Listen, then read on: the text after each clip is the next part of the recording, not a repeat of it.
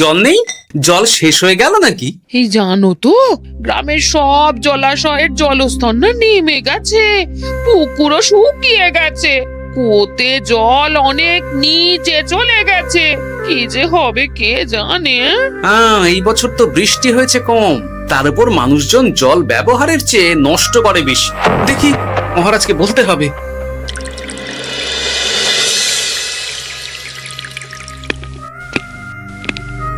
এই তো গোপাল এসে গেছে।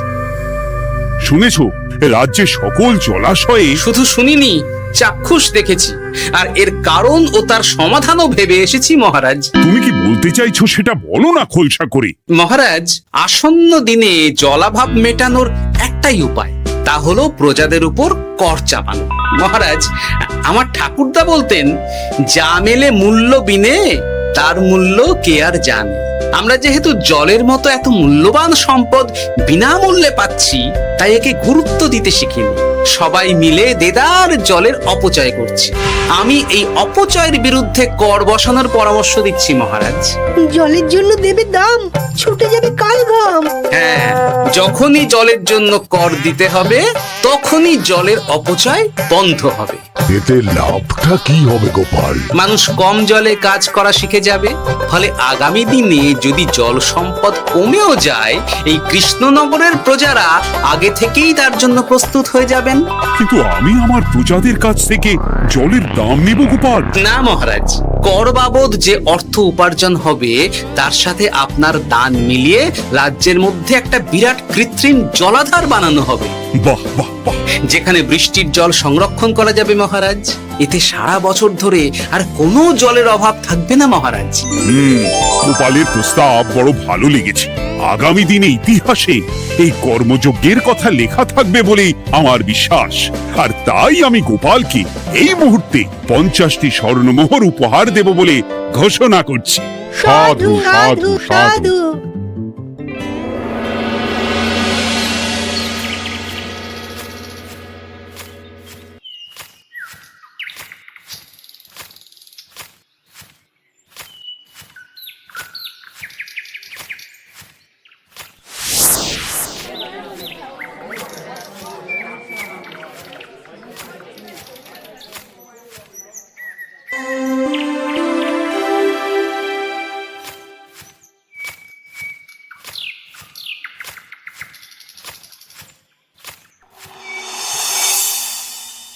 মানে আমার এই এতটুকু স্বাদ তুমি পূর্ণ করবে না? আমি কি নিজের জন্য চেয়েছি নাকি? সবই তো পাবে তোমার মেয়ে আর জামাই। হ্যাঁ, সে বুঝেছে গিন্নি, তাই বলে এতগুলো মুদ্রা আমি খরচ করতে পারবো না। পারবে না? আমি তাঁতির বাড়ি থেকে মেয়ে জামাইয়ের জন্য কয়েকটা শাড়ি আর ভালো পাঞ্জাবি কিনে একটু পাঠাবো। কিন্তু এখন আমার কাছে অত মুদ্রা নেই গিন্নি, পরে পেলে আমি ঠিক তোমার স্বাদ পূরণ করব। আবার বাজে কথা বলার জায়গা পাও না তুমি। এতক্ষণ কোথায় ছিলে গো? আমি বেলায় নদীর পাড়ে গিয়েছিলাম, তখন কমলা আমাকে বলল তোমায় নাকি দেখেছে। কি দেখেছি?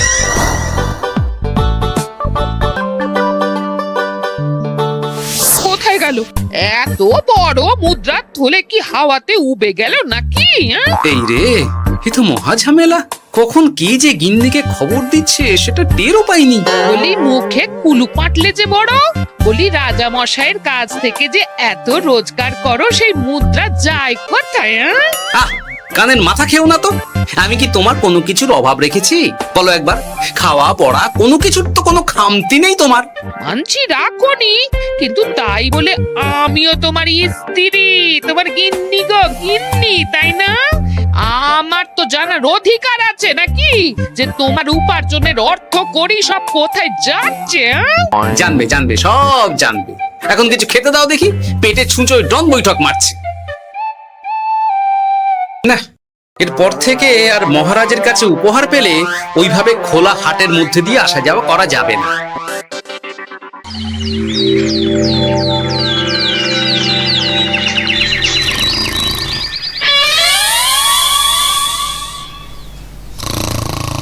তোমার আর কোনো চিন্তা নেই গোপাল। আমি তোমার মাসোহারা তো বাড়িয়ে দিলাম, সঙ্গে প্রত্যেক দিন তুমি 10 মোহর করে পারিতোষিক পাবে। এই নাও।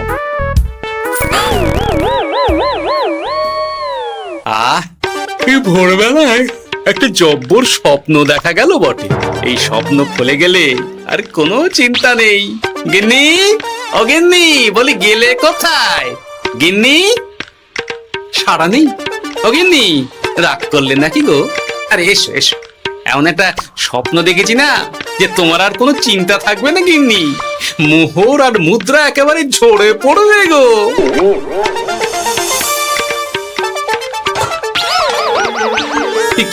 এইসব ফলাহার সাজিয়ে রেখে গেল কোথায় গিন্নি? নিজের বাপের বাড়িতে তো যাবে না, কেউ নেই সেখানে। মেয়ের বাড়ি গেল নাকি? না, মেয়ের বাড়িতে তো গিন্নি যায় না। তাহলে না না, খালি পেটে এত ভাবতে পারছি না। আগে মুখ হাত ধুয়ে এসে কিছু খেয়ে নি, তারপর দেখি গিন্নি কোথায় গেল। না, গিন্নিকে তো কোথাও দেখলাম না। গেল কোথায়? যাকে আগে রাজবাড়িতে তো যাই, ফেরার সময় না হয় আবার খোঁজ নেব, ততক্ষণে ফিরেও আসতে পারে।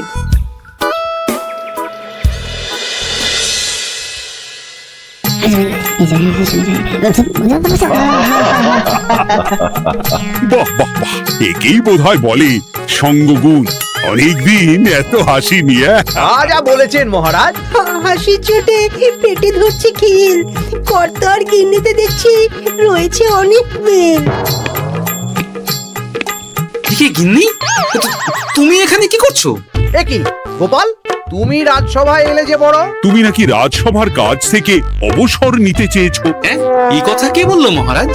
এই তো উনি বললেন। বলি আমি আবার কি করব? তুমি আমায় একটা কাজ দিলে আর সেটা আমি করব না বলো? আমি তোমায় কাজ দিলাম? কি কাজ? বাবা গোপাল, তুমি কি আকাশ থেকে পড়লে নাকি? তুমি তো তোমার গিন্নিকে বলে পাঠিয়েছো যে তুমি আর রাজসভার কাজে যোগ দিতে চাও না। তোমার নাকি আর কাজে মতি নেই, তুমি বিশ্রাম চাও। এই রে, গিন্নি দেখি ভয়ঙ্কর চাল দিয়েছে। আমার নামে রাজসভায় এসে এইসব বলেছে। তাই কথা ঠিকই গোপাল, যে তোমার অবসর গ্রহণের কথা শুনে আমি বিশেষ মনমরা হয়ে পড়েছিলাম। কিন্তু তোমার গিন্নি যেভাবে রাজসভায় হাসি মজা হুল্লোড় পরিবেশন করছে, তাতে আমার মনে হচ্ছে এ সাপে বর হয়েছে। এই বেলা যদি গোপালকে কায়দা করে রাজসভা থেকে তাড়ানো যায়, তাহলে আমার পথ থেকে বিরাট বড় একটা কাঁটা উপড়ে ফেলা যাবে।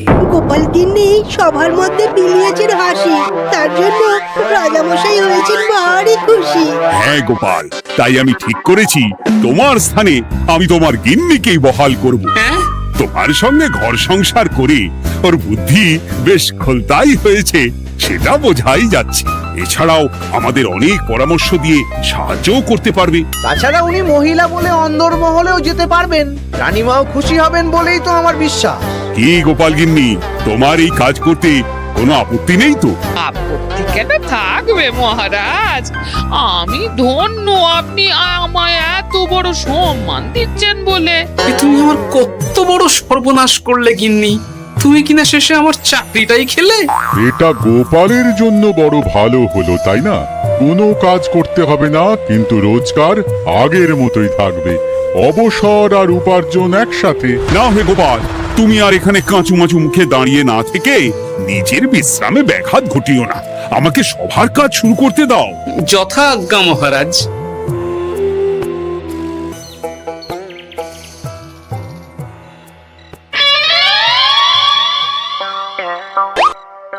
মানে মহারাজ সমস্যার সমাধান করতে দিয়েছেন তোমাকে, আর তার উত্তর দেব আমি? কেন? তুমি আমার চাকরি খাবে আর তোমার সেই চাকরি রাখার দায় নেব আমি? হ্যাঁ হ্যাঁ, নেবে। মানে কাল রাজসভায় মহারাজের সমস্যার সমাধান করব, সেই মতো কথা দিয়ে এসেছি। হ্যাঁ, আগাম 10টা মুদ্রাও বাগিয়ে এনেছি। তার থেকে তোমায় একটা মুদ্রা দিলাম। এখন মানে মানে আমাকে উত্তর বলে দেবে, না হলে আমি কেন দেব? আমি পাবো একটা মুদ্রা, আর তুমি আমার কাছে উত্তর জেনে নিয়ে সেটাই বলে পাবে 9 মুদ্রা। কিছুতেই না। বলবে না? না। তাহলে ভালো করে শুনে রাখো, আজ থেকে ঘরের উনুনে হাঁড়ি চড়বে না। চাকরি তো খুইয়েইছ, এবার না খেয়ে প্রাণটা খোয়ানোর জন্য তৈরি হয়ে যাও। হ্যাঁ। ওরে বাবা, এমন কথা কেন বলছো গো গিন্নি? তুমি তো জানো যে খিদে একদম সহ্য করতে পারি না। এখন যদি তুমি এইসব বলো, তাহলে আমার রক্ষে নেই গো। বেশ, তা তাহলে আমি যা জানতে চাইছি সুসুর সুসুর করে বলে ফেলো দেখি। আমি কি শাঁখের করাতে পড়লাম রে বাবা।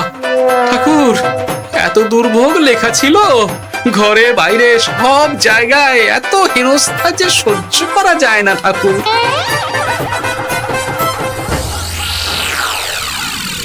একেই তো বলে গো গিন্নি, মেঘ না চাইতেই জল।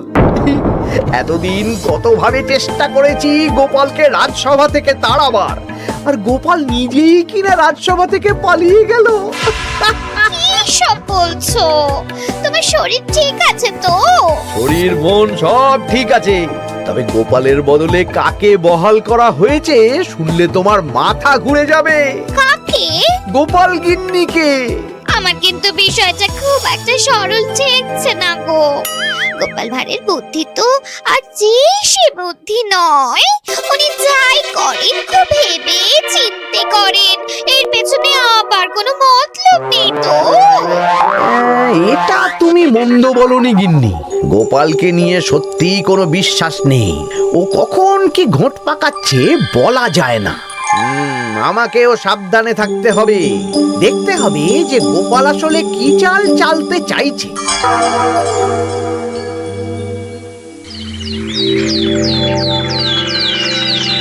হ্যাঁ গোপাল গিন্নি, এই একটাই প্রশ্ন আমায় সারা রাত ধরে জাগিয়ে রেখেছে।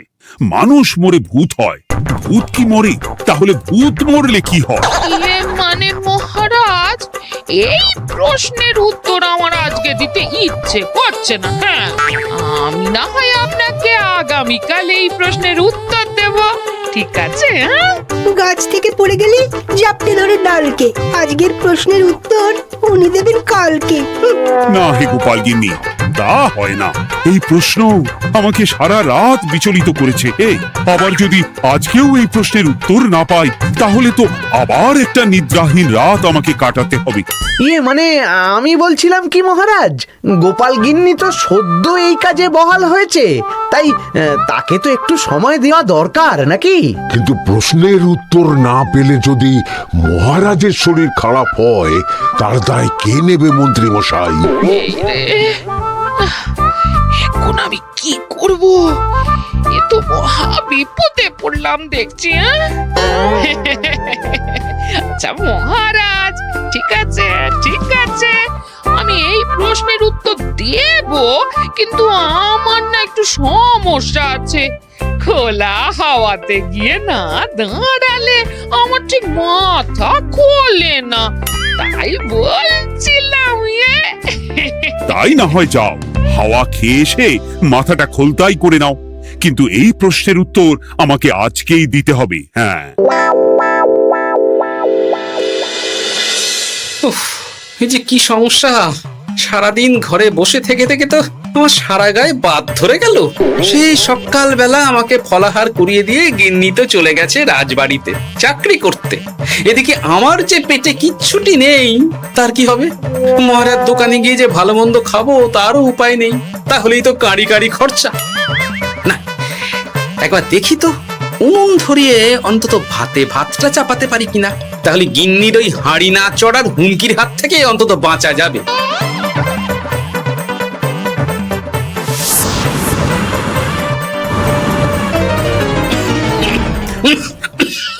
ও বাবা গো, ও বাবা, এত কেসে কেসে সোজা শেষ যাত্রা হয়ে যাবে আমার। না, এর চেয়ে না খেয়ে মরাও ঢের ভালো। দেখি তুমি বাড়িতে কেন? এত হাঁপাচ্ছ কেন? ষাঁড়ে তাড়া করেছে নাকি? আরে না গো, মানুষ মরে ভূত হয়, ভূত কি মরে? তাহলে ভূত মরলে কি হয়? খোলা হাওয়াতে গিয়ে না দাঁড়ালে আমার ঠিক মাথা খোলে না। ও, এই হলো ব্যাপার। বেশ, এর উত্তর তোমায় আমি বলে দিচ্ছি। ভূত মরে প্রথমে এক ঝুড়ি অন্ধকার হয়, সেই অন্ধকার হাওয়াতে উড়ে বেড়ায়। এক সময় সেই অন্ধকার পাতলা হতে হতে কুয়াশার মতো হয়ে যায়। ব্যাস, মিটে গেল। ব্যাস, মিটে গেল। যদি রাজা মশাই এই কথা বিশ্বাস না করেন, হ্যাঁ, তুমি হলপ করে বলবে আপনি যখন মরবেন একদম মিলিয়ে নেবেন মহারাজ। এর চেয়ে এক পা এদিক ওদিক হয় না যেন। হ্যাঁ, এই না হলে তুমি গোপাল ভাঁড় বুঝেছ তাহলে? এই তুমি চিন্তা করো না, রাজবাড়ি থেকে ফেরার সময় আমি তোমার জন্য অনেক অনেক বাজার করে আনবো, ঠিক আছে? এই আমি যাই। এ তো ভারী মজা হলো। মহারাজ তক্ষুনি প্রশ্নের উত্তর চাইলে গিন্নি এইভাবে সেই রাজবাড়ি থেকে দুধ দাঁড়িয়ে ছুটে আসছে উত্তর জানতে। আমাকে তুমি একটা চাল দিয়ে কুপকাত করেছে তো গিন্নি। এইবার বুঝবে কত ধানে কত চাল।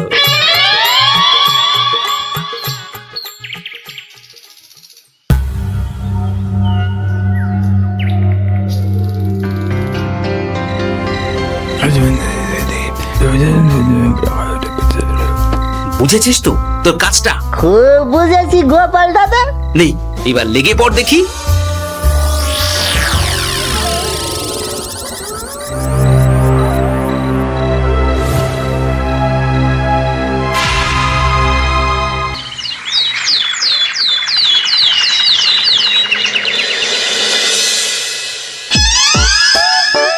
তাহলে আর বলছি কি তোমাদের, সকালবেলায় উঠে দেখি মুখের এই হাল। এই কাণ্ড কি করে হলো মহারাজ? আহ, তার আমি কি জানি। আমি সকালে উঠে আয়নায় নিজেকে এই অবস্থায় দেখে খুব চিন্তায় রয়েছি। গোপাল গিন্নি, আগে মহারাজ, গোপাল থাকলে যে কাজ করত সেটা তো তোমাকেই করতে হবে, বলতে হবে এর সমাধান কি। হ্যাঁ মানে আমি হ্যাঁ হ্যাঁ, আমার মনে আছে। তোমার তো আবার হাওয়া না খেলে চলে না। যাও যাও, তাড়াতাড়ি হাওয়া খেয়ে এর উত্তর নিয়ে এসো।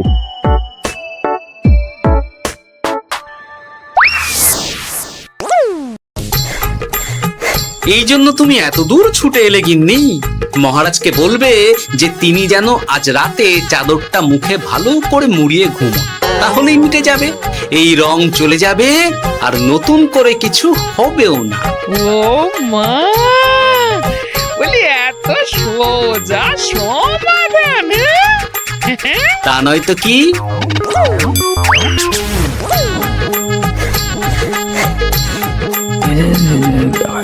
কাল সারা রাত আকাশে একবার দেখলাম চাঁদ উঠেছে, আর একবার দেখলাম ঘোর অমাবস্যা। এর কারণ কি? একই রাতে দুই তিথি হয় কি করে? আর একটা সমস্যা। হ্যাঁ, এটা আগে বললেই তো হতো মহারাজ।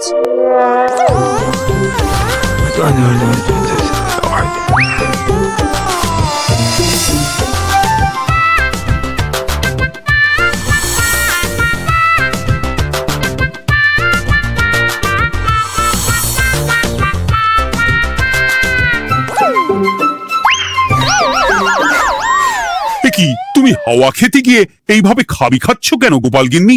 এর কারণ আমি জানি মহারাজ। সে কি কাণ্ড! তুমি কি করে জানলে? গোপাল গিন্নি মোটেও হাওয়া খেতে যায়নি মহারাজ, সে গেছিল নিজের বাড়িতে গোপালের কাছে আপনার বলা প্রশ্নের উত্তর জেনে আসতে। মানে গোপাল গিন্নি তার মানে আমাকে ঠকিয়েছে? তা জানি না মহারাজ, তবে আমার মনে হয় এর পেছনে গোপালের কোনো গভীর ষড়যন্ত্র আছে, না হলে সে এমনটা করবে কেন? আর এক রাতেই আপনার সাথে এতগুলো অদ্ভুত ঘটনা পর পর ঘটবে কেন? বটে, এক্ষুনি গোপালকে ডেকে আনো।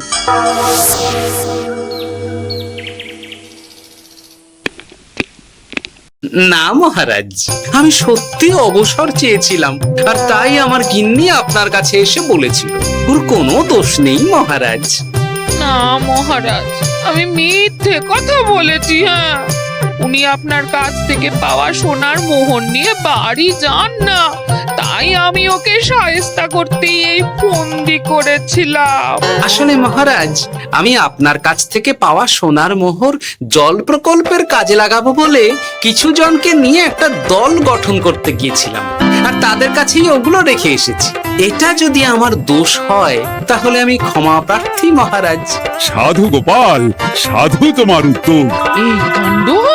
আর এদিকে রাজবাড়ি থেকে বাড়ি, আর বাড়ি থেকে রাজবাড়ি করতে করতে আমার প্রাণ ওষ্ঠাগত হয়ে গেছে মহারাজ। আমার ঘাট হয়েছে, আপনি আমায় ক্ষমা করে দিন মহারাজ। এইবার মজার টের পেয়েছ তো গিন্নি? আপনি আপনি আপনার আদরের গোপাল ভাঁড়কেই তার চাকরি ফিরিয়ে দিন মহারাজ। আমি যাই আমার হেসেল সামলাতে।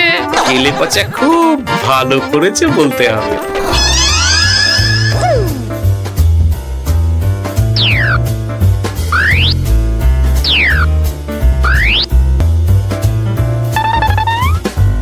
তবে মহারাজ, অমাবস্যা পূর্ণিমা সব আমার বুদ্ধিতেই কেলেপচা করেছিল। আপনার ওই মুখের রং, ওটি একটি বিশেষ রং যার আয়ু একদিন, তাই ওটা এমনিই মিলিয়ে গেছে। হ্যাঁ, সেই বরং ভালো। তুমি তোমার গিন্নিকে নিস্তার দাও গোপাল। তাছাড়া আমিও আমার গোপালকে ছেড়ে আর থাকতে পারছি না। যথা আজ্ঞা মহারাজ। আমারও যে আর এই অবসর ভালো লাগছে না মহারাজ। গোপাল ছাড়া রাজসভা যে লাগে ফাঁকা ফাঁকা, তাই তো আবার চাকরিতে তাকে বহাল রাখা।